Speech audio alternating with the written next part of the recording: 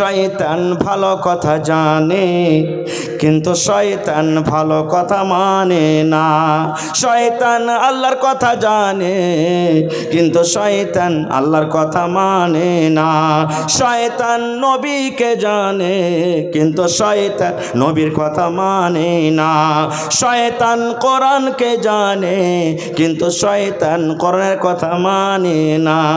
আপনি ভালো কথা জানেন, আপনি ভালো কথা মানেন, আপনি আল্লাহকে জানেন, আপনি আল্লাহর কথা মানেন, আপনি কোরআনকে জানেন, আপনি কোরআনের কথা মানেন। আপনি জানেন এবং মানেন বলে ঈমানদার। আর শয়তান ভালো কথা জানে কিন্তু মানে না, এই জন্য শয়তানের নাম হলো শয়তান। নারে তাকবীর। একটা ফজিলত হয়ে গেল। আর কি আয়াতুল কুরসির ফজিলত? সুবহানাল্লাহ।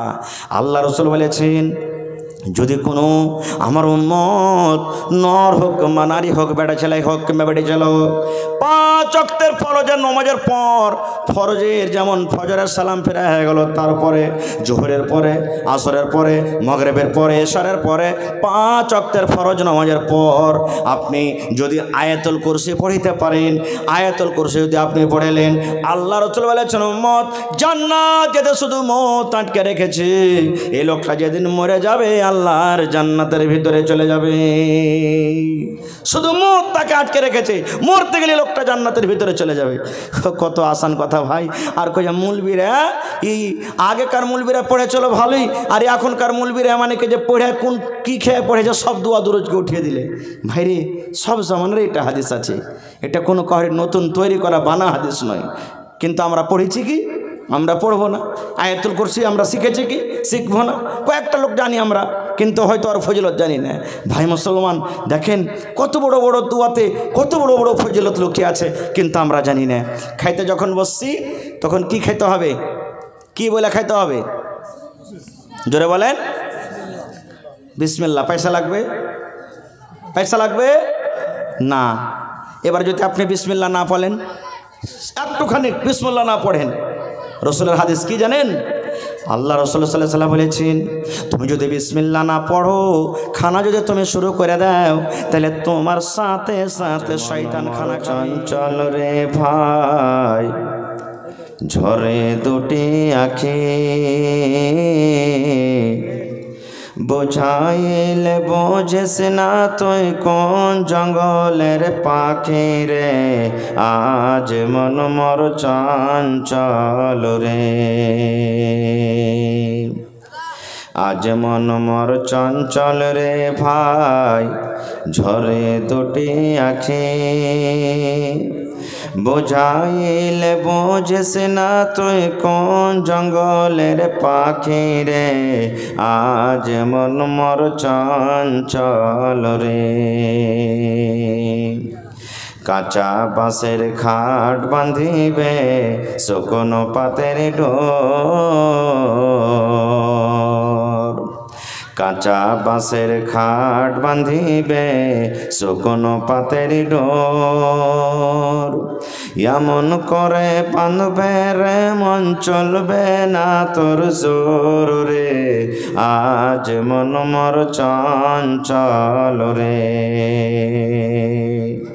বইরের পাতায় গরম পানিতে মন তোকে গোসল করাবে,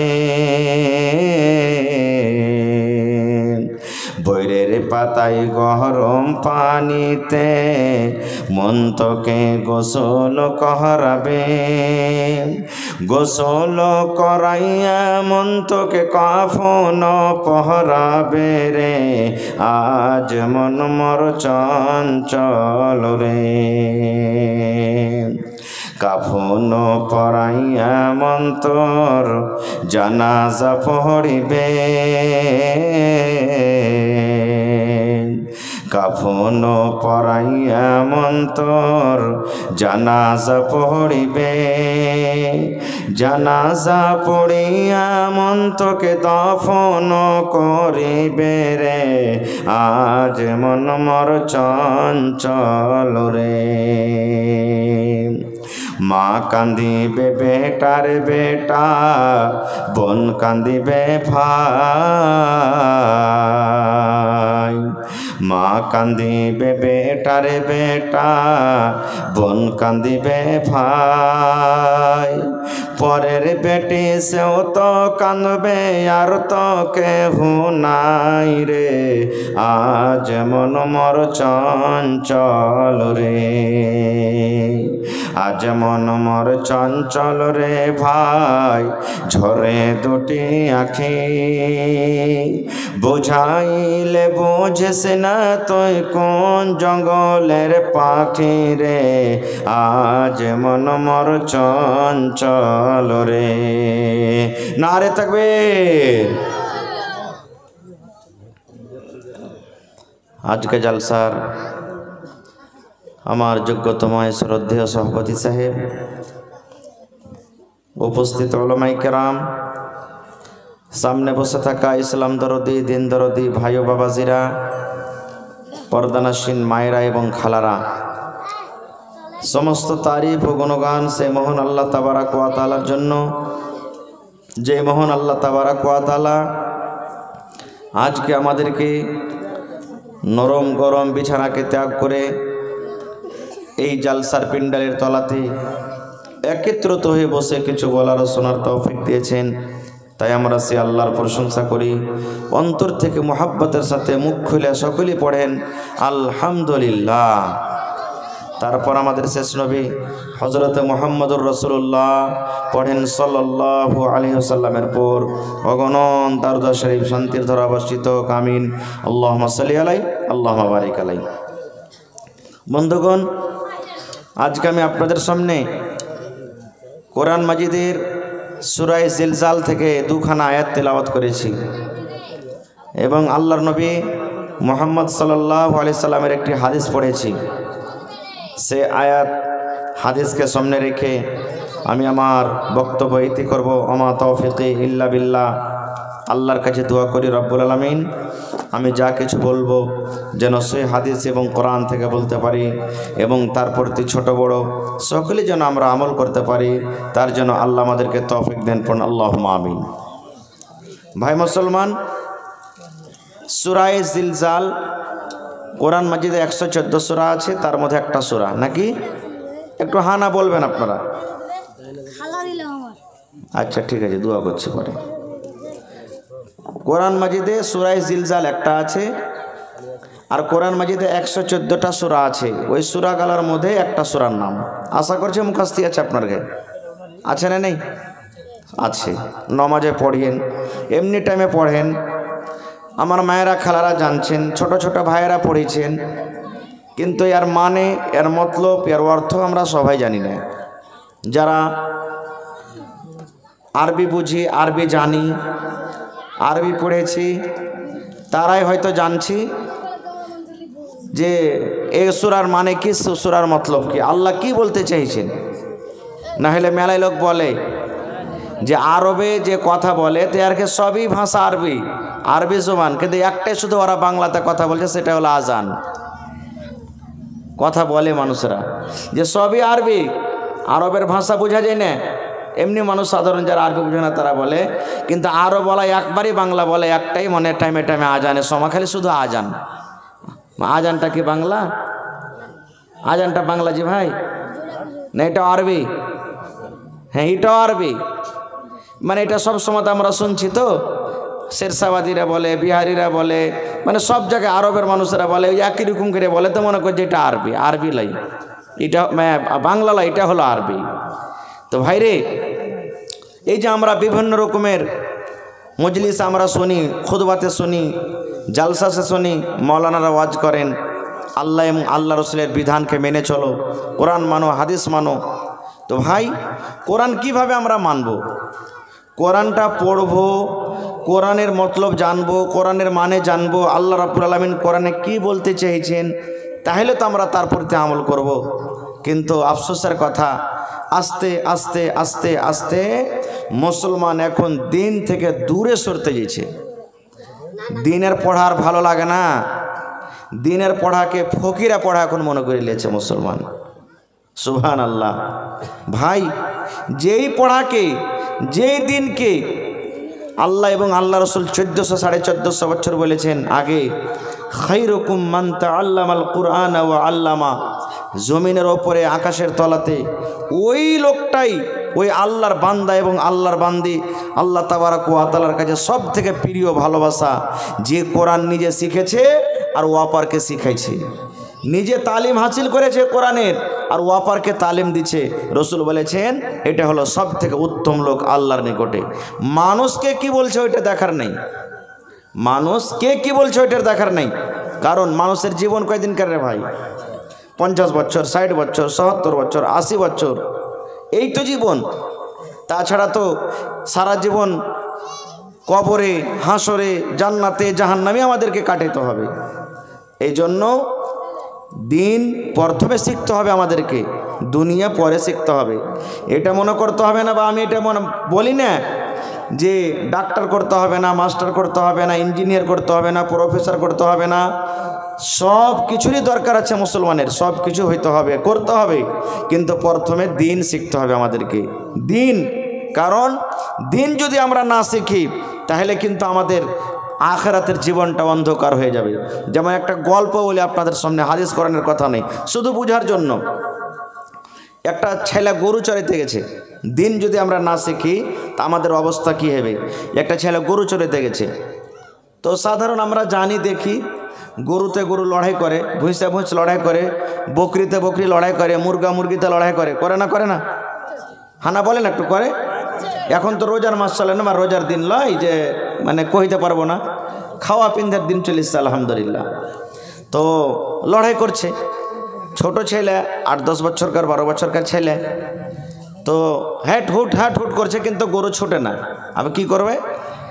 রাখালের হাতে তো লাঠি থাকে, হাতে এখানটা লাঠি ছিল লম্বা, দুটা গরুকে টাইনে টেনে 2 লাঠি কেড়ে দিয়েছে, বাস ঝগড়া ছুটে গেছে। মানে গরু লড়াই করে না আর, একটা একদিকে চলে গেল, একটা একদিকে চলে গেল। ছেলেটা সন্ধ্যেবেলাতে যদি বাড়ি আসছে, দেখছে ওর মা আর বাপ ঝগড়া করছে বাড়িতে। স্বামী স্ত্রী যেমন সাধারণ হয়, মেলা জায়গাতে ঝগড়া হয়। কোনো জায়গাতে হয়তো পুরুষটা কড়া থাকে, মেয়ে লোক মুখ দিয়ে কথা বাহির করতে পারে না, জানছে যে খান্নেসা রাগ আছে, একে কিছু বলতে গেলে শুরু করে দেবে। আর মেলা জায়গাতে আছে যে মেয়ে লোকটাই জিতে থাকে, পুরুষটা যদি কিছু কইতে গেলে ওকে ধরে ধরে কিলেবে, এরকম আছে দুনিয়াতে। মানে মেয়ে লোকটা এমনভাবে থাকবে, যদি কড়া করে কোনো কথা বলে তো হয়তো পরে তার পরের টাইম থেকে ওর খানা বন করে দেবে, এরকমও আছে। ও ডরে কইতে পারবে না কিছু, তো লড়াই করছে, এমনভাবে ফাটাফাটি লড়াই চালু করেছে ভাই, সুবহানাল্লাহ। এদিকে ওর বাপ হাল বাহাল আঠেলি আছে, হালের বেটি হালিকা মেরি দেবো বেশি রকম করবি তো।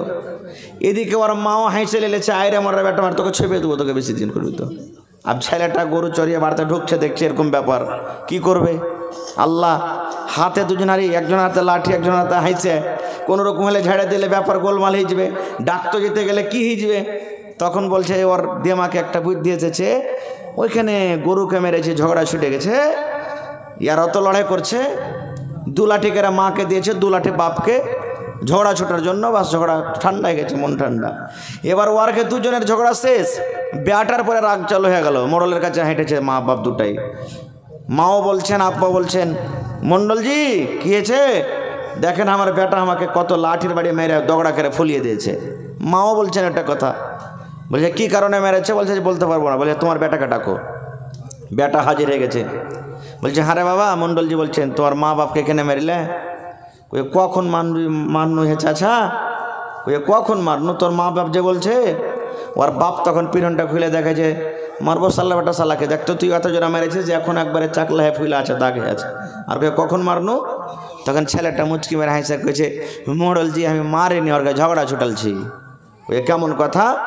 বলছে গরু চড়াইতে গেছিল, 2টা গরুতে লড়াই করছিল, 2 লাঠি করে দিয়েছি, ঝগড়া ছুটে গেছে। আইসা বাড়তে দেখছি এরা ঝগড়া করছে, তো আমি মনে করলো যে গরুকে মেরে ছুটালছি, তো এরা মনে হয় ছুটবে, 2 লাঠি করে দিয়েছি, আর ঝগড়া ছুটে গেছে। তো ওর ঝগড়া ছুটালছে, আমি কি মেরেছি? সুবহানাল্লাহ। ভাইরে, বলার উদ্দেশ্য হলো ছেলেটার মধ্যে যদি একটুখানি দিন থাকতো, ছেলেটার মধ্যে যদি আল্লাহ এবং আল্লাহ রাসূলের কথা থাকতো, তাহলে কিন্তু এই ছেলেটা পার্থক্য করতে পারতো যে ওটা হলো জানোয়ার, ওই জানোয়ারটাকে মেরে ছোটাল ছোটাল জানোয়ার, এটা মানুষ নাই। আর এটা হলো মানুষ, দ্বিতীয় মা বাপ, একে মেরে ছড়াইতে হবে না, মারতে হবে না, এই জিনিসটা পার্থক্য করতে পারতো, কিন্তু করতে পারলে না। এই জন্য ভাই প্রত্যেক মানুষকে বলবো যে প্রথমে ছেলেকে দিন শেখান, দিন শেখান প্রথমে। কারণ আপনি মনে করবেন যে বড় হ্যাঁ শিখবে, বড় হ্যাঁ পড়বে, কোনো দিন পড়তে পারবে না। মায়েরা খালারা যখন কুঠি বাড়িতে বানায়, কুঠি বুঝেন না, কুঠি যখন বানায় তো কাঁচা লেওয়া যখন থাকে, যেদিকে ঘুরবে ওদিকে কুঠির মানে লেওয়াটা ঘুরবে, ঘুরবে না, ঘুরবে না। এবার যখন কুঠি শুকিয়ে যাবে তখন যদি বলে না এই জায়গাখানে একটু মানে কি যে টেঁড়া হয়ে গেছে, সোজা করবো বা সোজা গেছে টেঁড়া করবো, হবে? হবে যে ভাই? শুকিয়ে যাওয়ার পর হবে? জীবনে হবে না, কারণ শুকিয়ে গেছে। এই মতো ছোট ছেলে আর বড় মানুষের দেমাগ, ছোট ছেলের দেমাগ 10 বছর থেকে নিচেতে নিচেতে কাদার মতন, যেদিকে ঘুরবেন সেদিকে ঘুরবে। আর 10 বছর যখন পার হয়ে গেল তখন ওই যে কুঠির মতন লেওয়ার মতন শুকিয়ে যায়, আপনার কথা তার ভিতরে আর ঢুকবে না, কতক্ষণ ঢুকবে না। খুব ভাই বাহারে হাল যা হোক, আমি ওদিকে যাবো না। আল্লাহ তাবারক ওয়া তাআলা কোরআনে বলছেন কি, فمن يعمل مثقال ذرة خيرا يره ومن يعمل مثقال ذرة شرا يره। আল্লাহ রাব্বুল আলামিন বলেন, আরে দুনিয়ার বান্দা বান্দি তোমরা শুনে নাও, যেদিন কিয়ামত কায়েম হবে, হাসরের ময়দান হবে, যেই দিন মানুষের মাথার ওপরে সূর্য থাকবে, যেই দিন মানুষ আল্লাহ রাব্বুল আলামিনের ওই কিয়ামতের দৃশ্য, কিয়ামতের কঠিন দিনকে দেখে মানুষ হাইনাফস করবে, সেই দিন আল্লাহ বলেন দুনিয়ার মানুষ রে, তোমরা যদি যারা পরিমাণ নেকির কাম করো রে বান্দা বান্দি, সেটাও কিয়ামতের দিন তোমরা দেখতে পাবে। আর যারা পরিমাণ যদি তোমরা গুনার কাম করো, সেটাও কিয়ামতের দিন তোমরা দেখতে পাবে। যারা পরিমাণ, যারা কাকে বলে? আমার মৌলানা বসে আছেন, সভাপতি উলামায়ে কেরাম বসে আছেন, জিজ্ঞাসা করবেন। কয়েকটা উদাহরণ দিয়ে যারাকে বলা হয়েছে, বোঝা হয়েছে। সরিষার দানা দেখেছেন আপনারা? সরিষার দানার সমান জিনিসকে যাররা বলা হয়েছে। কিংবা আপনি ধুলাতে মাটিতে যখন এরকমভাবে হাত মারবেন, আর হাত মেরে এরকম করে হাতটাকে ঝাড়ে দিলেন, আর দেখবেন যে আপনার হাতের তলাতে ছোট ছোট ধুলাবালু লাগে না, ওই জিনিসটাকে যাররা বলা হয়েছে। কিংবা দেখবেন দিনের বেলাতে যখন আপনি ঘরের ভিতরে থাকবেন, তো আপনার ঘরের ভিতরে টিন টাটে যদি একটু ফুটা হয়ে থাকে, তো দিনের বেলাতে দেখবেন লাইটের মতন ঘরের ভিতরে একটা লম্বা রোশনি যায় না? দেখবেন এমনি এখন সাধারণ দেখতে পাবেন না, কিন্তু ওই রোশনিটার ভিতরে দেখবেন ছোট ছোট ছোট ছোট ধুলা বালু এগুলা মানে উড়ছে দেখতে পাবেন। তো ওই জিনিসটাকে যাররা বলা হয়েছে। আল্লাহ বলছেন বান্দারে, ওই ধুলাবালিগালা যে উড়ে বা সরিষার থেকে ছোট দানা, এত বড় খানা যদি তুমি নেকি কাম করো, কিয়ামতের দিন দেখতে পাবে। আর ওর থেকে ছোট কাম যদি করো, গুনার কাম পাপের কাম করো, সেটাও কিয়ামতের দিন দেখতে পাবে। আচ্ছা বলেন তো, এত ছোট ছোট নেকি লেখা হবে, এই জিনিসটা বিশ্বাস হচ্ছে আমাদের? বিশ্বাস আছে না নাই? বিশ্বাস করতে হবে রে ভাই। কারণ দুনিয়াতে আল্লাহ তাবারক ওয়া তাআলা বিশ্বাস করার জন্য মানুষকে অনেক কিছু দিয়ে দিয়েছেন। যেমন দেখবেন বড় বড় ব্যাংকে যাবেন, বড় বড় কাপড়ের দোকানে যাবেন, বড় বড় মার্কেটে যাবেন, দেখবেন ওখানে সিসি ক্যামেরা লাগা আছে। সিসি ক্যামেরা বুঝেন তো? হানা ভাই বুঝেন না? বুঝেন না? এবার সামান্য একটা লাখের ছোট জিনিস হয়, এই নাকমুনি গেলা ছোট জিনিস হয়। এবার যদি আপনি ওখানে হাত দেন, চুরি করে পকেটে রাখেন, তো ধরা পড়বেন না? পড়বেন না? যেখানে সিসি ক্যামেরা লাগা থাকবে ধরা পড়বেন না? পড়বেন না? দেখতে পাবে ব্যাংক ম্যানেজার, দেখতে পাবে দোকানদার, দেখতে পাবে যে এই নাকের কিংবা কানের দেখো লোকটা নিয়ে নিলে, ধর ওকে। সুবহানাল্লাহ। ভাইরে, যদি একটা মানুষ দুনিয়াতে এত কিছু তৈরি করার পর সামান্য একটা ছোট জিনিস যদি আপনি চুরি করেন, ধরা পড়েন, তো যেই আল্লাহ মানুষকে জ্ঞান বুদ্ধি দিয়েছে, সে আল্লাহ ছোট জিনিস দেখতে পারবেন না? পারবেন না? পারবেন না? সুবহানাল্লাহ। একদিন দয়ার নবী মানুষকে উদাহরণ দিয়ে বুঝাচ্ছেন, দুনিয়ার মানুষরা শুনে নাও। আল্লাহর নবী সমুদ্রের ভিতরে, নদীর ভিতরে একটা সুইকে নবী ডুবিয়ে দিলেন। এই যে আমার মায়েরা খালারা কেঁতাছে এই ধরনের একটা সুই নবী নিলেন হাতে। আর সুইটাকে নেওয়ার পর এরকমভাবে নবীজি পানিতে ডুবিয়ে দিলেন। পানিতে ডোবা পর এবার সুইটাকে যেমনই ওঠা হলো, নদীর সমুদ্রের হিসাবে অল্প পানি উঠবে না বলেন? সামান্য 1 ফোঁটা পানি উঠবে। সুইয়েরা গালে সামান্য 1 ফোঁটা পানি উঠবে। আল্লাহর নবী সাহাবায়ে কেরামকে প্রশ্ন করলেন, ও আমার সাহাবের দল, বলো তো এই সুইটাকে আমি নদীতে দিয়ে দিলাম, এই সুইটাকে আমি সমুদ্রে দিলাম, সমুদ্রের হিসাবে কত পানি উঠেছে সুইয়েরা গালে তোমরা বলো তো? সাহাবায়ে কেরাম বললেন, নবীজি অল্প কিছু নায়ের বরাবর পানি উঠেছেন, 1 ফোঁটা পানি উঠেছে। আল্লাহ রাসূল বললেন, ও আমার সাহাবীর দলেরা শুনে নাও, এই মতো আল্লাহ এবং বান্দার ইলমে পার্থক্য। সমুদ্রে যত তোমরা পানি দেখো, এত পানি বরাবর আল্লাহ নিজের কাছে ইলমটা রেখেছে। আল্লাহ রাব্বুল আলামিনের হলো ইলম। আর সুইয়ের মাথাতে যতটুক পানি উঠেছে, কিয়ামত পর্যন্ত যত মানুষ আসবে সমস্ত মানুষকে সামান্য 1 ফোঁটা ইলম দেওয়া হয়েছে। এবার আপনারা জানেন, এই আমার ভারতবর্ষের বৈজ্ঞানিকেরা গত বছরের মুসলমান, আল্লাহ রাব্বুল আলামিন তাদেরকে এত জ্ঞান বুদ্ধি দিয়েছেন, তারা একটা রকেট তৈরি করলেন। রকেট তৈরি করার পর আল্লাহ রে আল্লাহ, চাঁদ যে আমাদের মাথাতে আছে, জমিন থেকে 4,80,000 কিলোমিটারের চাঁদ আছে।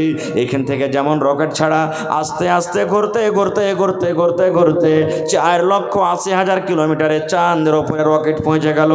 ওই চাঁদের ওপরে যাওয়ার পর ওইখানকার জমিন কেমন, ওই চাঁদের ভিতরে কি আছে, ওখান থেকে ছবি তুলে তুলে তুলে দুনিয়াতে আমরা দেখতে পেয়েছি কে পাইনি?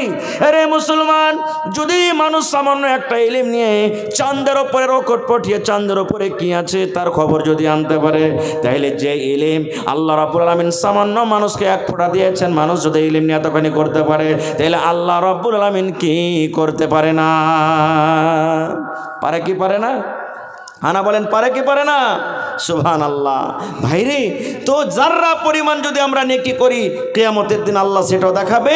আর জাররা সরিষার দানা পরিমাণ যদি আমরা গুনাহ করি, সেটাও কিয়ামতের দিন আল্লাহ তাবারক ওয়া তাআলা আমাদেরকে দেখাবেন। ভাই মুসলমান, 2-4-5টা আমলের কথা বলবো। যদি আমল করতে পারেন ইনশাআল্লাহ দুনিয়া আখিরাত আমার আপনার জন্য কামিয়াব হয়ে যাবে, কামিয়াব হয়ে যাবে। ভাইরে, আজকে ধরেন এখানটা সাইকেলের দাম কত? মোটামুটি 5,000 টাকা। হানা বলেন, 5,000 টাকা। এবার এখানে হয়তো সাইকেল মিস্ত্রি না থাকতে গেলো, কারণ বাড়িতে আপনারা ইউজ করছেন, জানছেন। যে জিনিসটাতে পম দিছি ওটাকে কি বলি?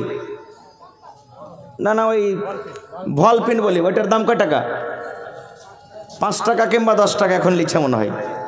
এবার যদি ভল পিনটা টেনে নেন তো চাক্কাতে পম থাকবে, আপনার সাইকেলখানটা কোনো কাজের হবে? কোনো কাজের হবে না।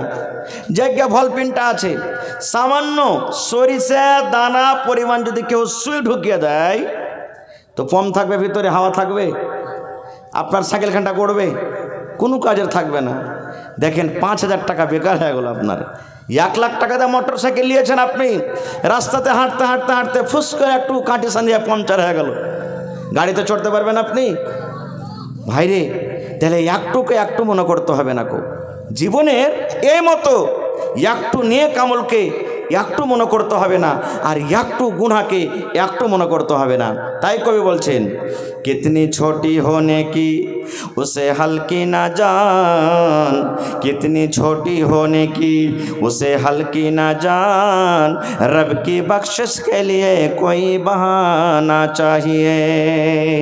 জীবনের কোন আমলে আল্লাহ আপনাকে উদ্ধার করে দেবেন, আর জীবনের কোন এমন আমলে আল্লাহ তাবারক ওয়া তাআলা আপনাকে খাসারাতে ফেলে দেবেন, সেটা আমিও জানি না, আপনিও জানেন না।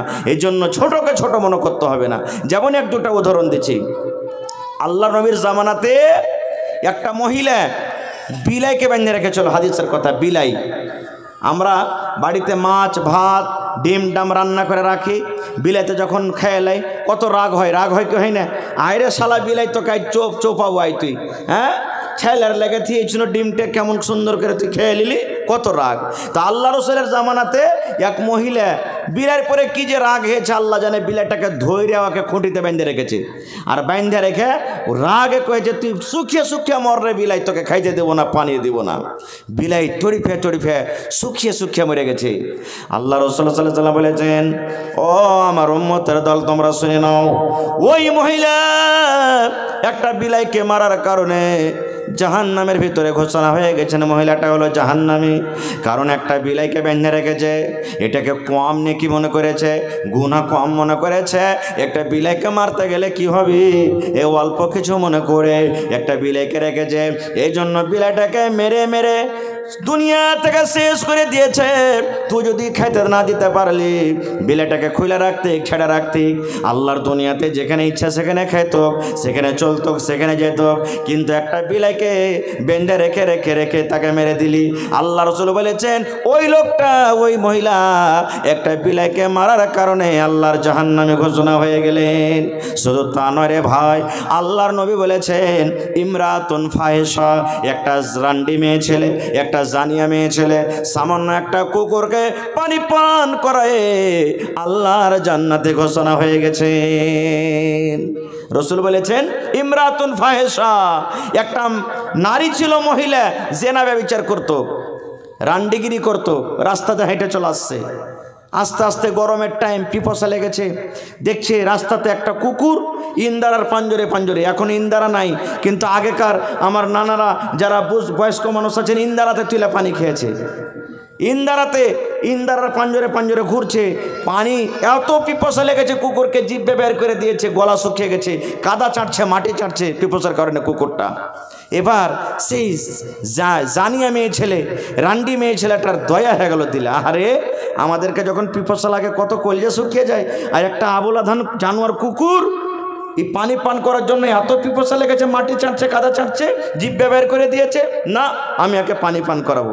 আর সামান্য একটু দিলে নিয়াত করছে কি জানেন, আল্লাহ জি জীবনে কত জেনা করেছে, জীবনে আমার দ্বারাতে কত ভুল হয়েছে, আল্লাহ দুনিয়ার কোনো লোক জানতে না গেল, আল্লাহ তুমি জানো। মাবুদ রে, আমি এই কুকুরকে পানি পান করাচ্ছি, আল্লাহ এই আমলটার কারণে, নেকিটার কারণে আল্লাহ আমার জীবনের জেনার গুনাহকে তুমি মাফ করে দাও। এটাই উদ্দেশ্য। এবার সুবহানাল্লাহ, দেখছে তো ডোলও নাই, রশ্মিও নাই, পানি কি দিয়ে টলবে? ইন্দারা থেকে বিনা ডোল বিনা রশ্মিতে পানি তোলা হবে ভাই? হবে না। এবার মুহাদ্দিসিনে কেরাম বলছেন যে ও টোনা বানাইলো, ওর কাছে একটা ওড়নি ছিল, ওড়নির টোনা বানাইলো। আমরা টোনা থেকে ভুজা যে খেয়েছি, আগে খুব ভুজা খেয়েছি, ওরকম টোনা বানালছে। আর কোনো রকম এইরকমভাবে ডুবিয়ে ডুবিয়ে ডুবিয়ে টোনাতে একটুখানি অল্প পানি উঠেছে। পানি ওঠার পর পা দিয়ে একটা গর্ত করলেন, গর্ত করার পর ওই গর্তখানে ঢেলে দিলে পানি। দেখবেন কুকুর জিভ বেঁধে ছেটে ছেটে খাবে, মার দেন, পানি দেন, যাই দেবেন। আর এমনি জানোয়ার মানে গরু হলো, ভুঁস হলো, ছাগল বকরি হলো, ই চুম করে খাবে, তো জিভ বেঁধে ছেটে ছেটে ছেটে ছেটে পানি পান করতে লেগেছে। এবার পানি পান করতে করতে যখন কুকুরের মনটা শান্তি হয়েছে, হাঁপিটা যখন বন্ধ হয়ে গেছে, কাদা চাটা বন্ধ হয়ে গেছে, ওরে আল্লাহ কুকুর যখন পেট ভরে পানি পান করেছি, যখন কুকুরের মনটা শান্তি হয়েছে, আল্লাহর নবী বলেছেন উম্মত রে, একটা মহিলা যে জেনা ব্যভিচার করে বেড়াইত, জীবনে কত নিজের ইজ্জতকে, জীবনে নিজের কত সারামগাকে অপার পুরুষকে অপার বেটা ছেলের সামনে বিক্রি করেছে, কিন্তু সামান্য একটা আমল, সামান্য একটা কুকুরকে পানি পান করার জন্য আল্লাহ রাব্বুল আলামিন তার জীবনের গুনাহকে মাফ করে দিলেন। আজকে বলবো এখানে সাথে একটা কথা, মুসলমান কুকুর কত বড় নাপাক জানোয়ার। আল্লাহর নবী বলেছেন, আমার ওলামায়ে কেরাম বসে আছেন, জিজ্ঞাসা করেন, নবী বলেছেন কুকুর এত বড় নাপাক জানোয়ার। এই আমার মায়েরা খালারা কলের গোড়াতে বার্তানটা রেখে দেয়, আইনাতে গামলা রেখে দেয়, আইনাতে আরো অন্য রকমের সামান রেখে দেয়। নবী বলেছেন যদি কুকুর তোমার ভাতে মুখ দিয়ে দেয়, সে ভাত তুমি খায় না, ভাতটাকে তোমাকে ফেলতে হবে। তোমার তরকারিতে যদি কুকুরে মুখ দিয়ে দেয়, ওই তরকারি তোমাকে খেতে হবে না, ফেলে দিতে হবে। তোমার আটাতে যদি কুকুরে মুখ দিয়ে দেয়, আটাকে তুমি ফেলে দাও। এই মতো নবী বলেছেন মহিলারে, যদি তোমার কুকুরে যদি বর্তনে মুখ দিয়ে দেয়, থালিতে মুখ দিয়ে দেয়, গামলাতে বদনাতে মুখ দিয়ে দেয়, আল্লাহ রাসূল বলেছেন অতক্ষণ পর্যন্ত তুমি ওই ব্যবহার করিও না বর্তনটাকে, অতক্ষণ পর্যন্ত তুমি বদনাতে লোটাতে পানি পান করিও না, যতক্ষণ পর্যন্ত ওই পরতানকে তুমি 7 বার করে না ধোবে। কেমন করে ধুইতে হবে? একবার ছাই দিয়ে মাটি দিয়ে মানতে হবে, আর 6 বার আপনাকে এমনি এমনি করে ধুইতে হবে। 7 বার করে ধোবেন, তাইলে বর্তনটা পাক হবে। এবার আপনাকে বলবো, মুসলমান, কুকুর এত বড় নাপাক জানোয়ার, সেই কুকুরকে পানি পান করায় যদি আল্লাহ জীবনের গুনাহ মাফ করতে পারে রে বন্ধু, তবে আল্লাহর ঘর বানাবেন, আল্লাহর ঘর তৈরি করবেন, আল্লাহর ইবাদতের জন্য আল্লাহর ঘর বানাবেন। তবে বলেন, আল্লাহ রাব্বুল আমিন এই ঘরের বিনিময়ে আপনার জীবনের গুনাহ মাফ করবেন কি করবেন না? করবেন না? করবেন না? মাদ্রাসা যায়, আপনার মাদ্রাসা আছে না নাই?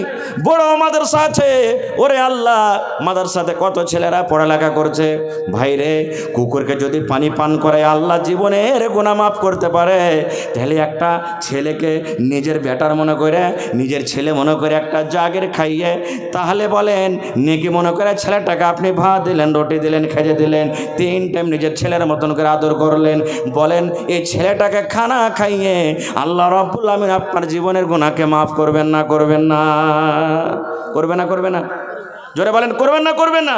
সুবহানাল্লাহ। শুধু নেকির উদ্দেশ্য আছে ভাই, একটুখানি নিয়াত করলেন। দেখেন আর একটা আমল শুনেন। আল্লাহ রাসূল সাল্লাল্লাহু আলাইহি ওয়াসাল্লাম একদিন ফজরের নামাজ পড়ে বসে আছেন। সুবহানাল্লাহ। নামাজ পড়ে মুক্তাদি থেকে ঘুরে গেলেন। নবীজি বলছেন, বেলাল, ও বেলাল, তুমি কোথায় আছো? এসো, আমার সামনে এসো। বেলাল হাজির হয়ে গেলেন। দয়ার নবী বললেন, বেলাল রে, তুমি জীবনে কোন এমন আমল করো রে বাবা, সেই আমলটার কারণে আমি নবী তোমাকে জান্নাতের ভিতরে দেখলাম। শুধু জান্নাতের ভিতরে দেখলাম না, তুমি আমার আগে আগে মনে হয় খড়ম পেয়ে দিয়ে হাঁটো। খড়ম বোঝেন না? আগেকার মানুষেরা খড়ম পেয়ে দিত। নবী বলছেন, বেলাল, আমি তোমাকে জান্নাতের ভিতরে দেখলাম, তুমি হাঁটছো।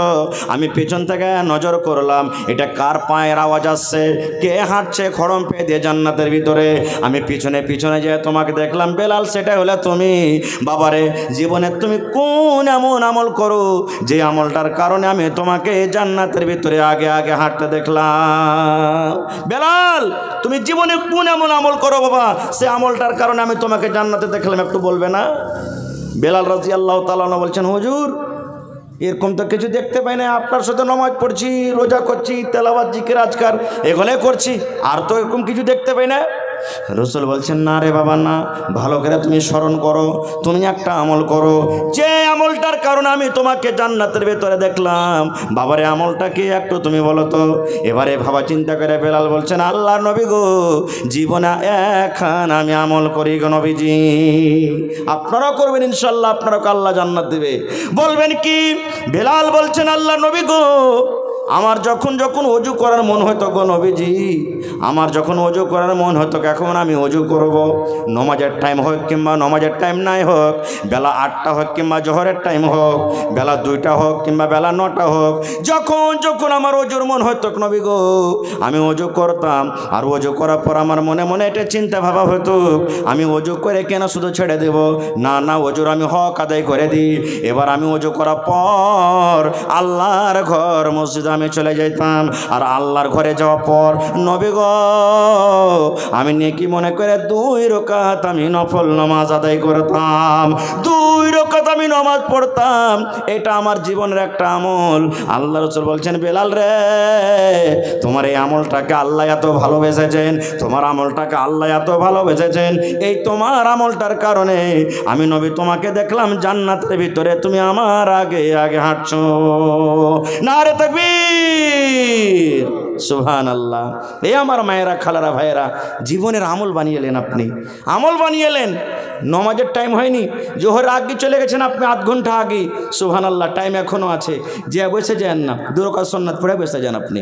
আসরের নমাজে চলে গেছেন আপনি, আসরে তো আগে পিছে সুন্নাত নেই, আপনি চলে গেলেন। নমাজ এখানে জামাতের টাইম আছে, 2 রাকাত সুন্নাত পড়ে আপনি বসে যান। রসুল বলেছেন মাগরিবের টাইমে তুমি যাও, বুখারী শরীফের হাদিস, রসুল বলেছেন সল্লু ক্বাবলাল মাগরিব, সল্লু ক্বাবলাল মাগরিব, সল্লু ক্বাবলাল মাগরিব, 3 বার বলেছেন। মাগরিবের আগে 2 রাকাত পড়ো, মাগরিবের আগে 2 রাকাত পড়ো, মাগরিবের আগে 2 রাকাত পড়ো। মানে কি আজানের পরে যেমনই আজান শেষ হলো দোয়া পড়ার পর মাগরিবের আগে 2 রাকাত নামাজ চালু করে দিলেন, সুন্নাত পড়ার পর আপনি জামাত শুরু করেন। এতে কি হবে? আপনি নেকি পেয়ে নিলেন, হাদিসের পর আমল হলো। আর যে ভাইরা ওজু টোজু করছে, পেশাব পাখানা দেখেছে, ওরা যাতে জামাতটা ধরতে পারে। আল্লাহ রাসূল একটা হাদিস আছে জানেন? সুবহানাল্লাহ। এ ভাই ছোট ছোট আমল, কিন্তু একা ছোট মনে করতে হবে না। আল্লাহ রাসূল বলেছেন 24 ঘন্টার মধ্যে যারা 12 রাকাত নামাজ পড়বে, কয় রাকাত? 12 রাকাত নামাজ পড়বে, সুন্নাত পড়বে, আল্লাহ রাসূল বলেছেন আল্লাহ রাব্বুল আমিন তার জন্য জান্নাতের ভিতরে এখন ঘর বানিয়ে দেবেন। কয় রাকাত? 12 রাকাত। কখন কখন 12 রাকাত? ফরজের আগে 2 রাকাত পড়বেন, জোহরের আগে 4 রাকাত পড়বেন, আর জোহরের নামাজের পর 2 রাকাত পড়বেন। কয় রাকাত হলো? জোরে বলেন। 8 হয়ে গেল। ফজরের আগে 2 রাকাত, আর জোহরের আগে 4 রাকাত, আর জোহরের পর 2 রাকাত। কয় রাকাত হলো? 8। মাগরিবের পরে 2 রাকাত, কয় হলো? আর এশারের পরে 2 রাকাত, কয় রাকাত হলো? সুবহানাল্লাহ।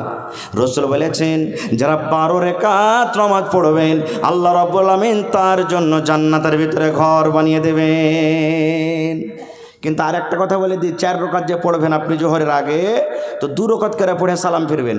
2 রাকাত করে সালাম ফেলে দিলে আবার 2 রাকাত পড়বেন, 2 রাকাত করে পড়বেন, এক সালামে 4 রাকাত পড়বেন না।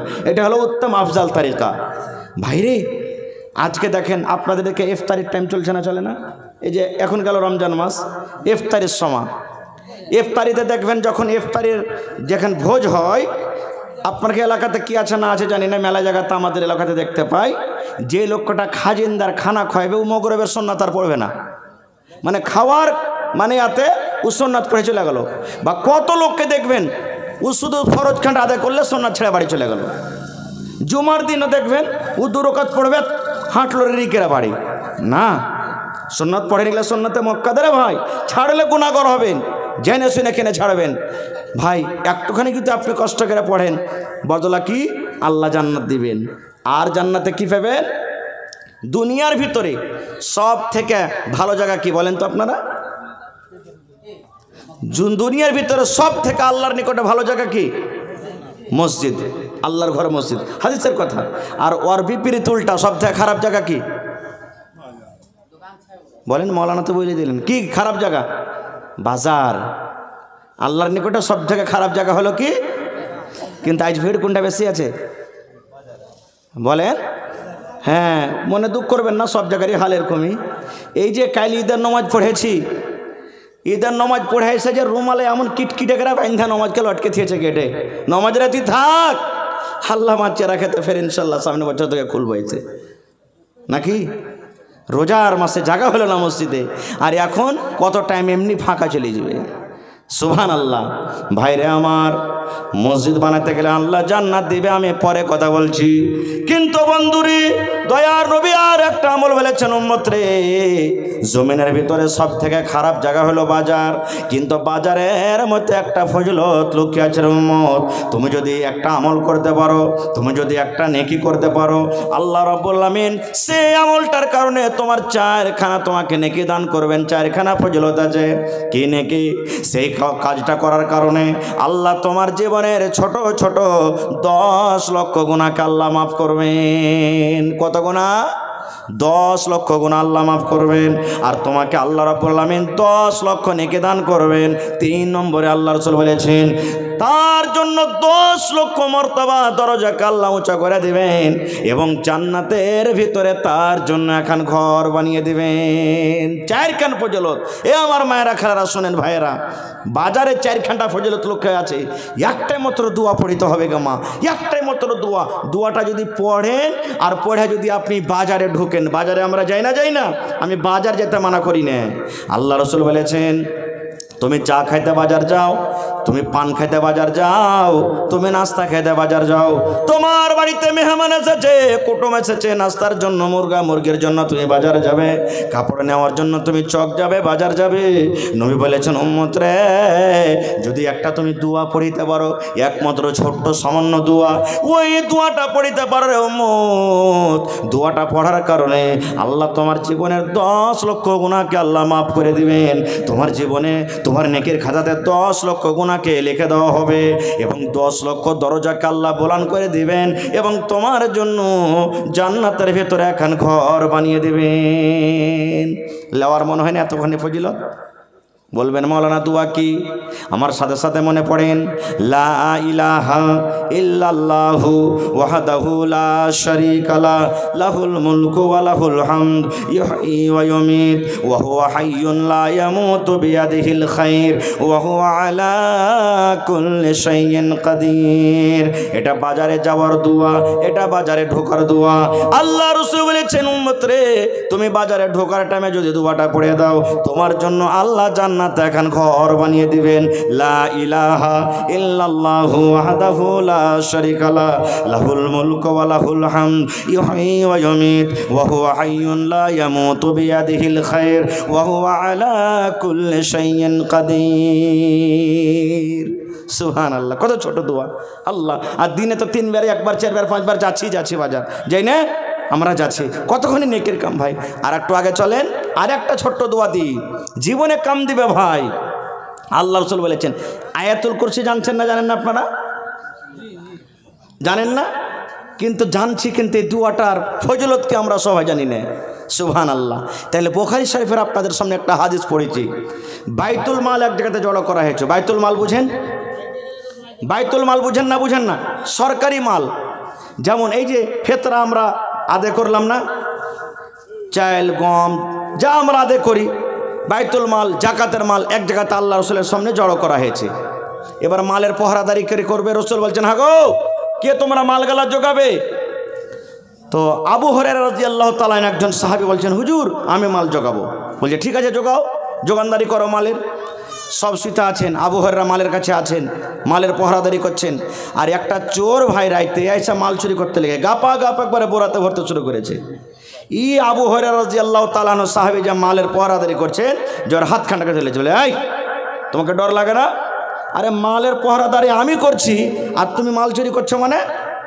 বলছে ভাই রে, ছেড়ে দে রে ভাই, ছোট ছোট ছেলে পেলে বাড়িতে, তারা না খেয়ে আছে, ক্ষুধার কারণে কাঁদছে ভাই, তাদের কান্না সহ্য না করতে পেরেছে যে চুরি করতে, ভাই আর আসবো না। খো আমার আপনার মতন তো নয়, ছেড়ে দিলেন, দয়া হয়ে গেল ভিতর, আসবে না তো? না তো না আসবো না। ভাই ঠিক আছে যাও। চলে গেলেন। ভোর হলো, আল্লাহ রাসূল সাল্লাল্লাহু আলাইহি ওয়াসাল্লাম কাছে চলে গেলেন আবু হুরায়রা। আল্লাহ জানিয়ে দিয়েছেন নবীকে। নবীজি বলছেন, আবু হুরায়রা রাইতে কি হয়েছে তোমার সাথে? বলছে হুজুর আপনি জানেন? বলছে জানবো না, আল্লাহ যে আমাকে বলেছেন। বলছে হুজুর চোর এসেছিল একটা মাল চুরি করতে। বলছে কি বলেছে? বলছে আর আসবো না। দয়ার নবী বললেন, সাহাবীরে, এ আমার আবু হুরায়রা তুমি শুনে নাও, চোর তোমার সাথে ওয়াদা করেছে আসবো না। আমি নবী বলছি আজ রাতে সেই চোর কিন্তু আবার মাল চুরি করতে আসবে। বলছে হুজুর যে ওয়াদা করেছে আসবো না? বলছে করেছে না, আমি বলছি আসবে। সাহাবে কেরাম তো নবীর কথা সুবহানাল্লাহ মানতেন কেমনভাবে আপনারা জানছেন। কোনোদিন নবীর কথা ইনকার করেননি। পরে পাইতো ইনশাল্লাহ 1-2টা উদাহরণ দেব যে কেমন করে নবীর কথা মানতেন তারা। তো বলছেন যে আসবে না? তো হ্যাঁ আসবে, তো আসবে। রাসূল বলে দিলেন আসবে তো আসবে। সেদিন ও আর ঘুমাই না। ঠিক কিছু রাত হয়েছে, চোর চলে এসছে চুরি করতে, আবার মাল চুরি করতে শুরু করেছে। হাত কান ধরে বলছে, হাজি তুমি যে কাল বললে যার আসবো না, ফেরাই চলে এসছো মানে? বলছে ভাই রে ছেড়ে দে রে ভাই, ছোট ছোট বাড়িতে ছেলে মেয়ে আছে, না খেয়ে মরছে, তাদের ক্ষুধা সহ্য করতে পারিনি রে ভাই, মাল চুরি করতে এসেছি। বলছে আসবে না তো? না তো না। সেদিনও ছেড়ে দিলেন। ভোর হলো, নবীজি বলছেন আবু হুরায়রা চোর আসেনি? বলছে হুজুর চোর এসেছিল, কিন্তু আজকে আমাকে বললেন যে আর আসবো না, ওয়াদা করেছে, তখন আমি ছেড়ে দিলাম। আল্লাহ রাসূল সাল্লাল্লাহু আলাইহি ওয়াসাল্লাম বললেন, আবু হুরায়রা চোর তোমার সাথে ওয়াদা করেছে আর আসবো না, কিন্তু বাবারে শোনো, আল্লাহর কসম করে আমি নবী বলি, ওই চোর আজ রাত্র মাল চুরি করতে আসবে। কিন্তু হ্যাঁ শুনে নাও, আজকে 3 রাত হয়ে যাবে, ওই চোরটাকে আমার দরবারে কিন্তু আজকে তুমি ধরে নিয়ে আসবে, তাকে ছাড়িও না। চোর চুরি করতে আসবে, ওকে ধরার পর আমার দরবারে নিয়ে আসবে, ওকে ছাড়িও না কিন্তু আজকে। বলছে ঠিক আছে। ঠিক তৃতীয় রাতে আবার চোর এসে হাজির, মাল চুরি করতে শুরু করেছে। এবার ধরে নিয়েছেন, লিয়া বলছে তুমি খুব শয়তান লোক আছে জি, তোমাকে তাই ছাড়বো না, নবীর দরবারে তোমাকে নিয়ে যাব ধরে। তখন চোর বলছে, ওরে আল্লাহ, নবীর দরবারে নিয়ে যাওয়া মানে যে চোরের শাস্তি হলো হাত কেটে নেওয়া। নবী তো আমার হাত কাটবে, ছাড়বে না। বুখারী শরীফের হাদিস রে ভাই, কোনো গল্পের কেসা নয়। বলছেন আমার হাত কাটবে, আল্লাহ কি করব? তখন চোরটা বলছেন ভাই তোমাকে একটা দোয়া শিখিয়ে দেবো, আমাকে ছেড়েবে? দোয়া শিখাবো তোমাকে, একটা মন্ত্র শিখাবো, তুমি ছেড়েবে আমাকে? আমাদের মতন তো নয়, শাল আর বেটা শালা চুরি করতে করতে তুই ফের কখন পড়ে মুলবি হলি, এরকমই আমরা একবার আছি লেকেরা বলতাম। কিন্তু সে তো আল্লাহ নবীর সাহাবী। বলছে হ্যাঁ ভাই তোমার দোয়া ভালো হয়তো ছেড়ে দেবো তোমাকে। বলছে হ্যাঁ ঠিক আছে, তাহলে বলো কি দোয়াটা? আউযু বিল্লাহি মিনাশ শাইতানির রাজিম, বিসমিল্লাহির রহমানির রহিম, আল্লাহু লা ইলাহা ইল্লাহু আল হাইয়ুল কাইয়ুম লা তাখুযুহু সিনাতুন ওয়ালা নাওম। এই করে করে গোটে পড়িয়ে দিলেন। এর নাম কি? জোরে বলেন। আয়াতুল কুরসি এর নাম। গোটা আয়াতুল কুরসি শেখা গেল। এবার চোর বলছেন আবু হুরায়রা তুমি কি আমাকে জিজ্ঞাসা করবে না এই দোয়াটা শিখে কি লাভ আছে, দোয়াটা শিখে কি পাওয়া যাবে, এই দোয়াটার ফজিলত কি তুমি কি আমাকে জিজ্ঞাসা করবে না? এবার আবু হুরায়রা রাদিয়াল্লাহু তাআলা আনহু বলছেন হ্যাঁ ভাই বলো তো এই দোয়াটা শিখে আমার কি লাভ আছে। এবার চোর তখন শিখেছেন, দেখেন এরে আল্লাহর বান্দা নবী ওই সেই চোর শুধু তাকে বলেছে কিন্তু না কিয়ামত পর্যন্ত সকলের জন্য। এবার চোর বলছেন আল্লাহর বান্দা আবু হুরায়রা তুমি যখন রাতের বেলাতে ইশারের নামাজের পর বিছানায় যখন তুমি ঘুমাতে যাবে, বালিশে মাথা রাখার আগে আগে, বালিশে মাথা রাখার আগে আগে, তোমার চোখ দুটো বন্ধ হওয়ার আগে আগে তুমি যদি একবার আউযু বিল্লাহ বিসমিল্লাহ বলে আয়াতুল কুরসি তুমি পড়ে নাও, যেমনই তোমার পড়া হবে আল্লাহ রাব্বুল আমিনের পক্ষ থেকে তোমার বাড়িতে একটা আল্লাহ পাহারাদার ফেরেশতা পাঠিয়ে দিবেন। ওই ফেরেশতা তোমার বাড়িতে আসবে, তোমার মোটরসাইকেল জোগাবে, তোমার লাড়া জোগাবে, তোমার গরু জোগাবে, তোমার ধান জোগাবে, তোমার মাকই জোগাবে, গোটা রাত তোমার বাড়িতে পাহারাদারি করবে, কোনো চোর তোমার বাড়িতে চুরি করতে পারবে না। এতখানি এটা ফজিলত। বলছি এত বড় ফজিলত? হ্যাঁ যা রে ভাই যা যা যা যা তোকে ছেড়ে দিল যা। চোরকে কিন্তু ছেড়ে দিলেন। ভোর হইল, নবীর দরবারে হাজির। নবীজি বলছেন আবু হুরায়রা চোর আসেনি? হুজুর এসেছিল, আমি যে তোমাকে বলেছিলাম ধরে নিয়ে আসবে। বলছে নবী গো একটা দোয়া শিখে দিয়েছেন কে নবীজি, এই জন্য আমি ছেড়ে দিয়েছি তাকে। আল্লাহ রাসূল বলছেন আবু হুরায়রা কি দোয়া বলো তো? বলছে নবী গো আমাকে আয়াতুল কুরসি শিখে দিয়েছেন গো নবীজি। আর এই কথাটা বলেছেন আবু হুরায়রা রে যখন তুমি বিছানায় যাইবা এশারের নামাজের পর যখন তুমি ঘুমাতে যাবে, ঘুমার আগে আগে যদি তুমি একবার আয়াতুল কুরসি পড়ে নাও আল্লাহ রাব্বুল আমিনের পক্ষ থেকে তোমার বাড়িতে আল্লাহ একটা ফেরেশতা দিয়ে দিবেন। ওই ফেরেশতা এসে গোটা রাত তোমার বাড়িতে পাহারাদারি করবে, কোন চোর তোমার বাড়িতে চুরি করতে পারবে না। এই দোয়াটা আমাকে শিখালছে নবীজি, তখন আমি ছেড়ে দিয়েছি। আল্লাহ রাসূল তখন বলছেন যে ঠিকই বলেছে চোর। রাসূল কি বলছেন? চোর ঠিকই বলেছেন। নবীজি মেনে নিলেন, নবীজি কথাটাকে মেনে নিলেন, চোর ঠিকই বলেছে। এবারে নবী বলছেন তুমি জানো 3 রাত থেকে যে তোমার কাছে চুরি করতে আসে ওটা কে? বলছেন হুজুর এটা ফের কে? ওটা হলো চোর, মাল চুরি করতে আসছে। রাসূল বলছেন না রে খেপা না, ওটা চোর নয় রে, চোর নয়। 3 রাত থেকে তোমার কাছে যে মাল চুরি করতে আসে জাকা শয়তান, ওটা হলো শয়তান রে, ওটা শয়তান মানুষের রূপে তোর মাল চুরি করতে আসে রে। ওরে খেপা ওটা হলো শয়তান। বলছে হুজুর শয়তান ফের এত বড় দোয়া জানে? বলছে হ্যাঁ শয়তান খুব বড় আলিম ছিল, কিন্তু আল্লাহর সামান্য মাত্র এক ফোঁটা। এই যে দেখেন এই কথাটা আমি আপনাকে বোঝাতে চাচ্ছি, সামান্য একটা আল্লাহর কথার নাফরমানি করেছেন। আল্লাহ বলেছিলেন আদমকে সাজদা করো, আর ও বলেছে যে আমি আদম থেকে উত্তম আছি, আমি আগুন থেকে তৈরি হয়েছি, আর ও মাটিকে যত উঁচাতে করা হয় নামতে পড়বে, আমি ওকে সাজদা করবো না, যে অহংকারী করেছে, যার কারণে আল্লাহকে শয়তান বানিয়ে দিয়েছে। তাই বলছেন শয়তান ভালো কথা জানে কিন্তু শয়তান ভালো কথা মানে না। শয়তান আল্লাহর কথা জানে কিন্তু শয়তান আল্লাহর কথা মানে না। শয়তান নবীকে জানে কিন্তু শয়তান নবীর কথা মানে না। শয়তান কোরআনকে জানে কিন্তু শয়তান কোরআনের কথা মানে না। আপনি ভালো কথা জানেন, আপনি ভালো কথা মানেন, আপনি আল্লাহকে জানেন, আপনি আল্লাহর কথা মানেন, আপনি আপনি কোরআনকে জানেন, আপনি কোরআনের কথা মানেন, আপনি জানেন এবং মানেন বলে ঈমানদার। আর শয়তান ভালো কথা জানে কিন্তু মানে না, এই জন্য শয়তানের নাম হলো শয়তান।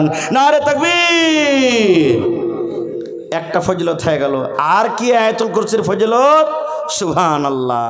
আল্লাহ রাসূল বলেছেন, যদি কোনো আমার উম্মত নর হোক বা নারী হোক, বেটা ছেলে হোক কিংবা বেটি ছেলে হোক, 5 ওয়াক্তের ফরজের নামাজের পর, ফরজের যেমন ফজরের সালাম ফেরা হয়ে গেল, তারপরে জোহরের পরে, আসরের পরে, মাগরিবের পরে, এশারের পরে 5 ওয়াক্তের ফরজ নামাজের পর আপনি যদি আয়াতুল কুরসি পড়িতে পারেন, আয়াতুল কুরসি যদি আপনি পড়েলেন, আল্লাহ রাসূল বলেছেন উম্মত জান্নাত যেতে শুধু মত আটকে রেখেছে, এই লোকটা যেদিন মরে যাবে আল্লাহর জান্নাতের ভিতরে চলে যাবে। শুধু মত তাকে আটকে রেখেছে, মরতে গেলে লোকটা জান্নাতের ভিতরে চলে যাবে।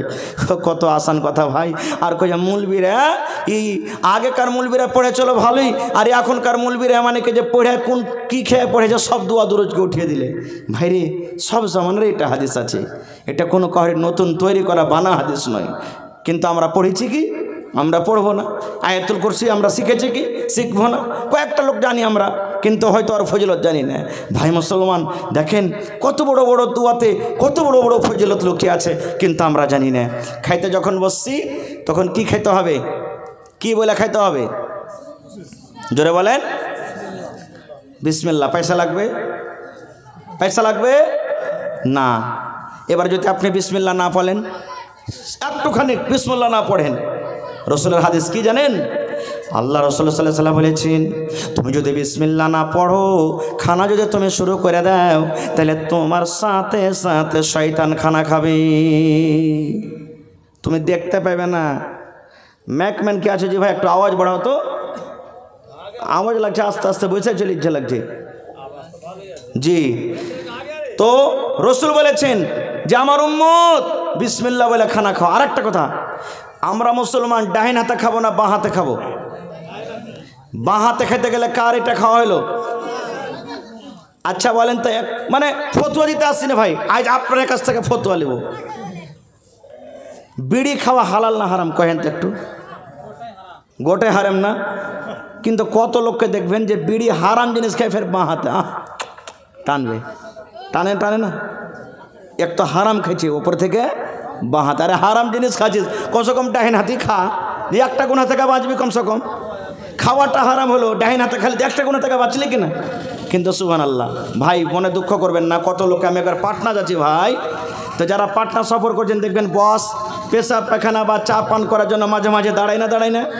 সুবহানাল্লাহ। মুসলমানের বাচ্চা জি ভাই, আমারও পেশাবের দরকার হয়েছে, সুবহানাল্লাহ, পেশাব করতে বসেছি, ওখানে তো লাইন হয় 3-4 জনের 5 জনের করে, সব হয় না, জায়গা কম, লম্বা লম্বা একবারে দাঁড়িয়ে দাঁড়িয়ে পেশাব করতে শুরু করে দিয়েছে। বিড়ি বাঁ হাতে খেয়েছে, আর কে হবে কদ্দুরে নেবে, আর কদ্দুর আছে দেখেন।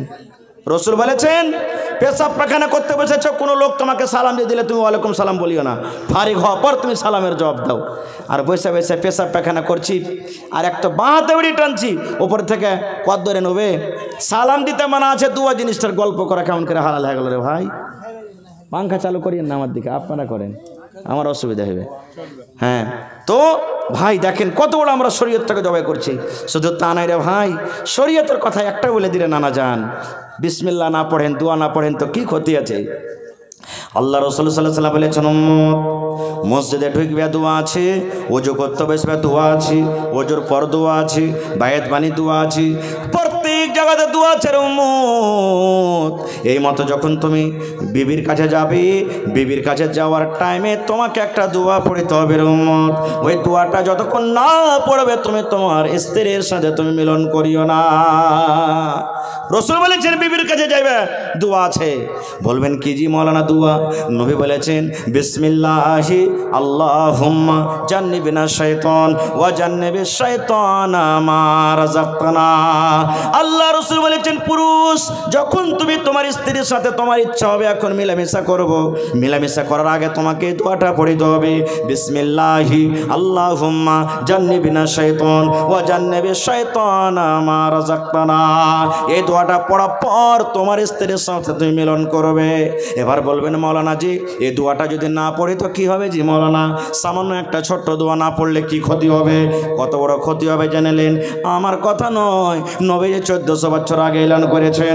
আল্লাহর রাসূল বলেছেন, উম্মত রে যদি তুমি এই দোয়াটা না পড়ো, বিনা দোয়াতে যদি তুমি বিবির কাছে চলে যাও, বিবির সাথে তুমি যদি মিলন করো, তাহলে যতবার তুমি বিনা দোয়াতে জীবনে বিবির সাথে মিলন করেছো, অতবার তোমার সাথে সাথে শয়তান তোমার বিবির কাছে গিয়েছে।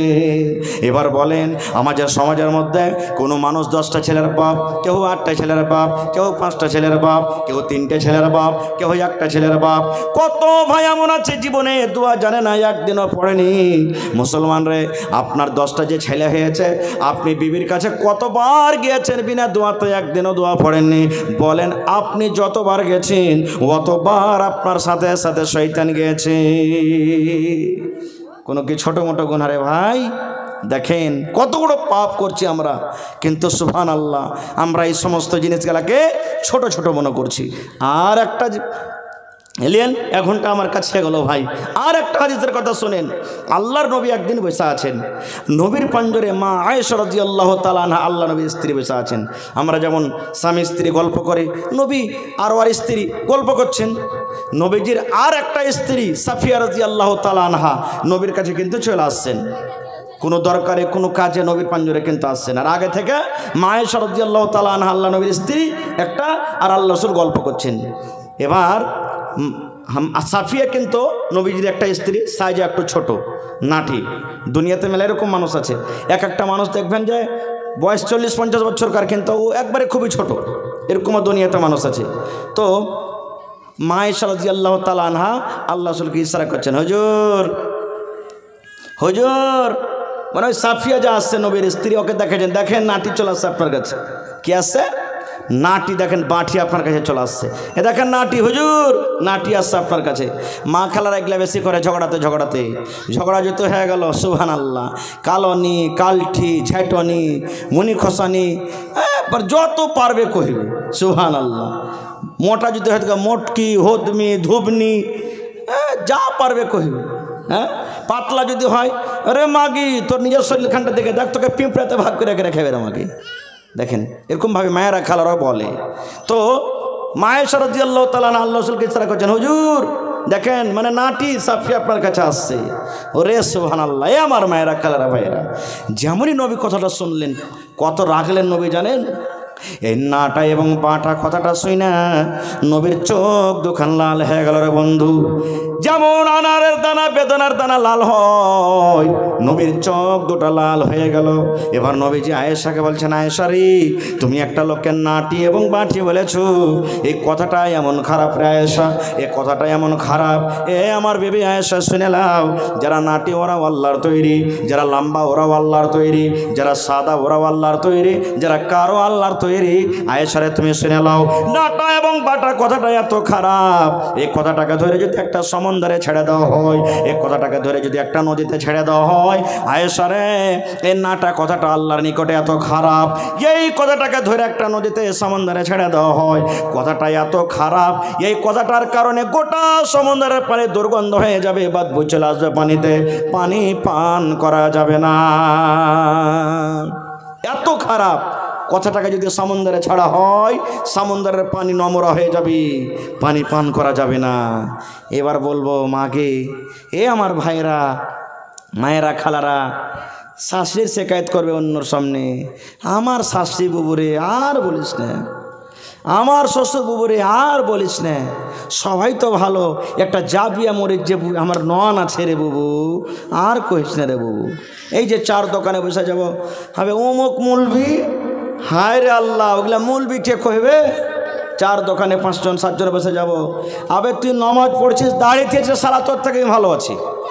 এই যে এক অপরের গীবত চুগল কই শুরু করে দিচ্ছি। ভাই দেখেন কত বড় পাপ, কত বড় গুনাহ। ভাইরে এই সমস্ত পাপ থেকে আমাদেরকে বাঁচতে হবে।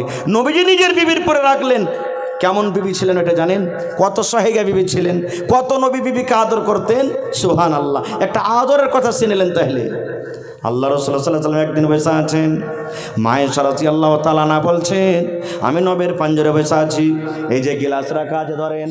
আল্লাহ রাসূল সাল্লাল্লাহু আলাইহি ওয়াসাল্লাম পাঞ্জরে বসে আছে, মায়েশা বলেন আমি গিলাসে দুধ নিয়েছি কিংবা পানি পান করছি, আমি ঠোঁট লাগিয়ে দিয়েছি পানি পান করছি কিংবা দুধ পান করছি। আমার নবী আমার গিলাসের দিকে দেখে, মুখের দিকে দেখে, আমার বিবি আয়েশা গিলাসের কোন জায়গাতে মুখ লাগায় ঠোঁট লাগায় পানি পান করেন। মায়েশা বলেন পানি পান করতে করতে হয়তো কিছু পানি আছে কিংবা হয়তো কিছু দুধ আছে, আমি গিলাসটাকে যেমন রেখে দিলাম, চট করে নবীজি গিলাসটাকে নিয়ে নিলেন। আর আয়েশা বলেন আমি আয়েশা গিলাসের যে জায়গাতে ঠোঁট লাগায় মুখ লাগায় পানি পান করলাম, আমার দয়ার নবী ওই আমার মুখ লাগা জায়গাতে মুখ লাগায় পানি পান করলেন। শুধু তা নয়, মায়েশা বলেন আমি ভাত রুটি ঘাঁটি বাড়িতে রুটি খাই, আমি হাড্ডি চুষে চুষে খাই, আমি গোশটাকে দাঁতে কামড় দিয়ে দিয়ে খাই। এবার আমি যখন পিসটাকে থালাতে রেখে দিলাম, আল্লাহর নবী চট করে পিসটাকে উঠিয়ে নিলেন। আমি যে জায়গাতে আয়েশা দাঁত লাগাই আমি কামড় দিয়েছি, আমার নবী ওই জায়গাতে মুখ লাগায় দাঁত লাগায় কামড় দিয়ে দিয়ে খান। এত পিয়ার মোহব্বত বিবির সাথে। সেই বিবি একটু শরীয়তের উল্টা কথা বলে দিলেন, কত রেগে গেলেন দেখলেন, কত রেগে গেলেন। এর মানে পাপটা কত বড় বুঝতে হবে। আর আজকে আমাদের মা খালাদের মোহব্বত কি জানেন? আমার কোনো ভাই খাইতে খাইতে চেটি ভাত ছেড়ে দিয়েছে, আদরের মা ভাত কটা খাইতে পারলাম না, তখন ওর ছেলে গেলে বলবে আদরে গে ওই মুরগিটাকে ছিটিয়ে দেখা, ছাউলটাকে দিয়ে দেখা, ওর কাইরা ভাত মোটা পোড়া ভাত কে খাবে। এই তো আমাদের মোহব্বত ভালোবাসা। ভাই রে, মেলায় কথা আছে ভাই। রোজা তো প্রোগ্রাম খালি ছিল না ভাই। আবার কালকে আল্লাহ বাচ্চা রাখেতে ইনশাল্লাহ ঝাড়খণ্ড যেতে হবে ভাই। তো ঘন্টা পার হয়ে গেল, তবে শেষের বেলাতে একটা জান্নাত লওয়ার হাদিস আর বলে দিই আপনার সামনে। আল্লাহ রাসূল সাল্লাল্লাহু আলাইহি ওয়াসাল্লাম বলেছেন মান বানা লিল্লাহি মসজিদান বানাল্লাহু লাহু বাইতান ফিল জান্নাহ। আল্লাহ রাসূল বলেছেন আল্লাহর ইবাদতখানা মসজিদ যারা এখানটা বানিয়ে দিবে, আল্লাহ রাব্বুল আলামিন তার জন্য জান্নাতের ভিতরে এখন ঘর বানিয়ে দেবেন।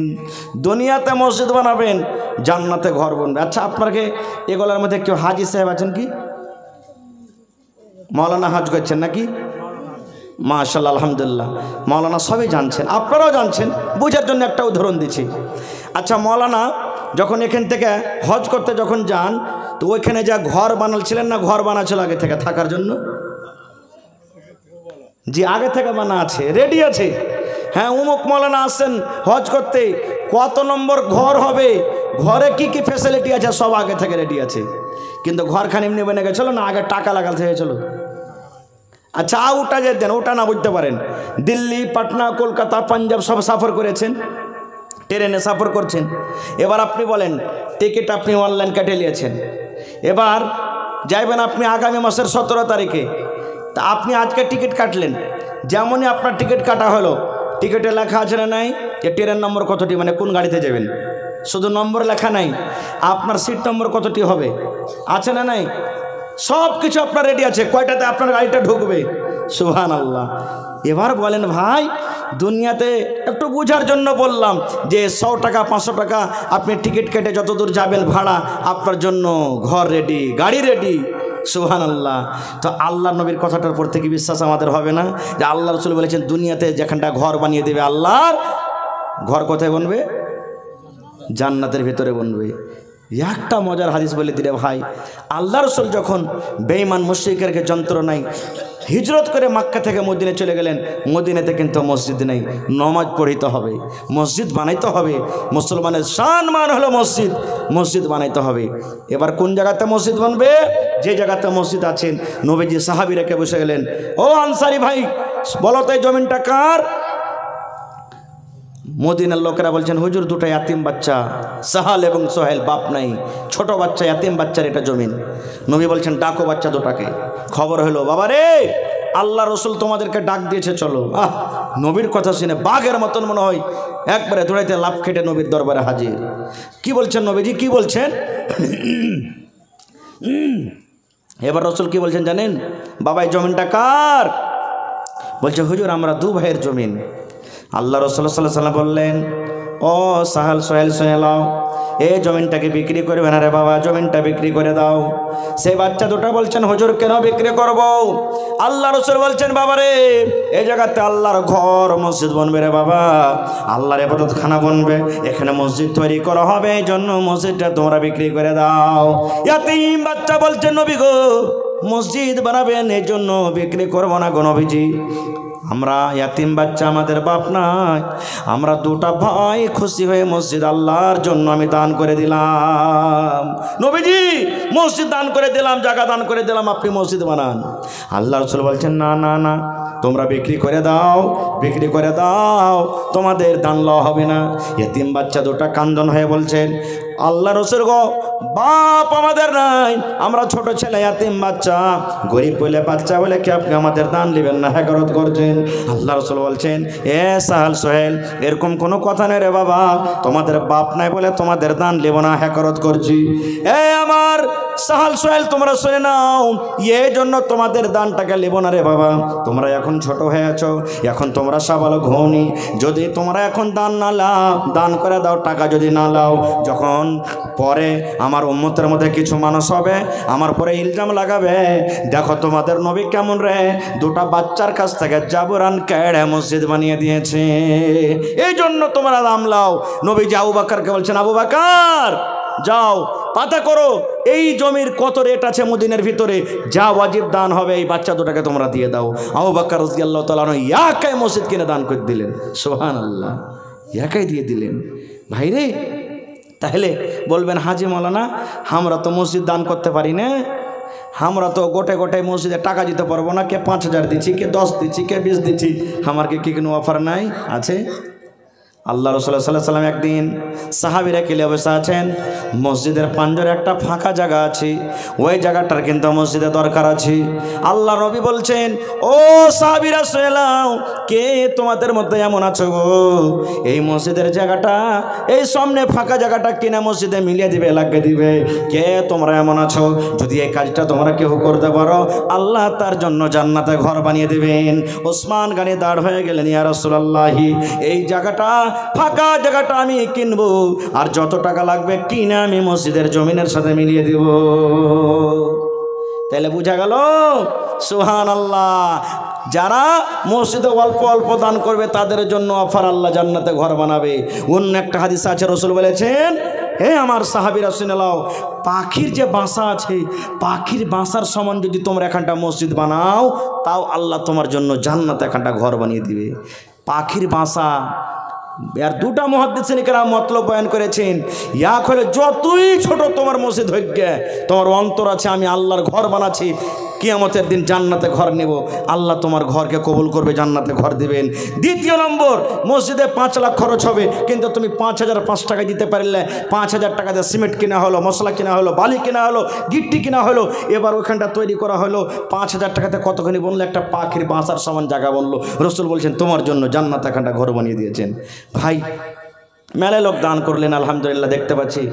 তো দেখি আজকে জালসাতে কোনো এমন একটা লোক আছেন যে 1,000 ইটের দান করবেন? দেখি কোন আল্লাহর বান্দা আছেন। আজকে এখানে মসজিদ আছে আলহামদুলিল্লাহ, এখানে যদি থাকে তো এখানে দিবেন, আর এখানে যদি না থাকে কোনো মাঠে ময়দানে কোনো জায়গাতে কোনো আল্লাহর বান্দা দেখি এমন আছেন 1 ডিসমিল 1 কাঠা জমিন বিক্রি করে যা টাকা হবে মসজিদে লাগিয়ে দিবেন? আছেন কেউ এলাকাতে, গ্রামে? এই যে রোজার ভিতরে কয় রোজা ছিল ভুলছি, 21 রোজা মনে হয় কি 20 রোজাতে, এই মুনসাহি দিকে আছে না মহল্লা, হ্যাঁ এদিকে মিরকাহা বলে একটা গ্রাম আছে, শুনেছেন? জালসা করতে গেছিলাম, জি আবদার জানালাম, দেখি কোন আল্লাহর বান্দা এমন আছেন 1 কাঠা জমিন দান করবেন।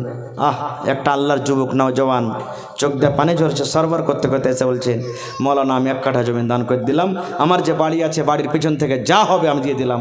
মোটামুটি জিজ্ঞাসা করলাম, বলছে মোল্লা 2-2.5 লাখ টাকার কম হবে না জমিনখানটা, তা আপনি 1 ডিসমিলি দেন, 8 ডিসমিলি দেন, যেখানে আপনার সুবিধা হবে, মাঠে ময়দানে দোয়াগাতে যে কোনো জায়গাতে যা টাকা হবে বিক্রি করে আপনি দিয়ে দিবেন। দেখি কোনো আল্লাহর বান্দা আছেন আজকে মজলিসে 1,000 ইটের দান করবেন? দেখি কোন আল্লাহর বান্দা আছেন 1 গাড়ি বালু দান করতে পারবেন মসজিদে, কিংবা 1 কুইন্টাল রড, কিংবা গিট্টি 100 সেফটি? দেখি কোন আল্লাহর বান্দা আছেন। এবং বেশি চাহাবো না রে ভাই, সুবহানাল্লাহ। এই যে 30টা রোজা গেল, 30টা রোজাকে স্মরণ করে 1 বড়া 2 বড়া 3 বড়া 5 বড়া করে 30টা পকেট সিমেন্টকেও দান করবেন। পারলে একটা লোকে দিয়ে দিবেন, না পারলে দুজনে দিন, না পারলে মায়েরা খালারাকে বলবো 1 টাকার বড়া 30টা মা খালা কেমন আছেন 30 বড়া সিমেন্ট, আর না তো 500 টাকার টাকা। দেখি কোন আল্লাহর বান্দি আছেন, দেখি আজকে এই রত্নী গ্রামে কোন আমার মা খালা দাদি নানি আছেন, গলার এখানটা হার গালা দান করতে পারবেন, নাকের নাকমণি দিতে পারবেন।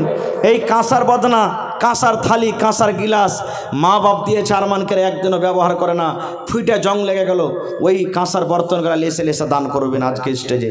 বাস আমি বেশি থাকবো না, মাত্র 10 থেকে 15 মিনিট আপনাদের সামনে আছি।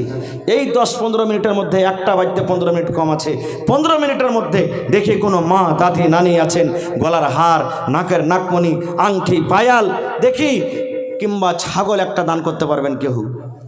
এই যে কয়েকদিন হলো ভাই সুপল জালসা করতে গেছি, আমানুল্লাহ সাহেব মাদিনের ওখানে মৌলানা আমানুল্লাহ মাদিনী যাচ্ছেন সুপলে, ওর ওখানে মসজিদের জালসা রোজাতে 27 রোজাতে ভাই দান করতে করতে সব রকম দান পাওয়া গেল, শুধু শেষের বেলাতে কৈতরও দান করেছে ভাই, কৈতর কবিতর, যে কবিতর দান করেছে। সুবহানাল্লাহ। কোনো এমন জিনিস নাই যে ওরা দান করেনি।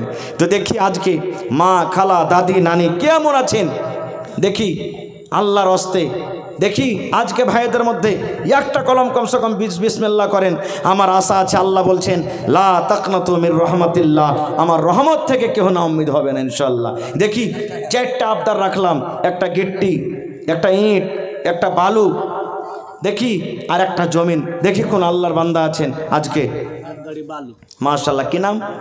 আব্দুল সাদিক, মোহাম্মদ সাদিক। মাশাআল্লাহ, সাদিক মানে সচ্চা। একবার জোরে বলেন নারে তাকবীর। মাশাআল্লাহ, দেখেন আল্লাহ মনের আশাকে পুরা করে দিয়েছেন, ইনশাআল্লাহ আল্লাহ তার মনের আশাকে পুরা করবেন। আমার সাদিক ভাই 1 গাড়ি বালু দান করে দিলেন। মাশাআল্লাহ।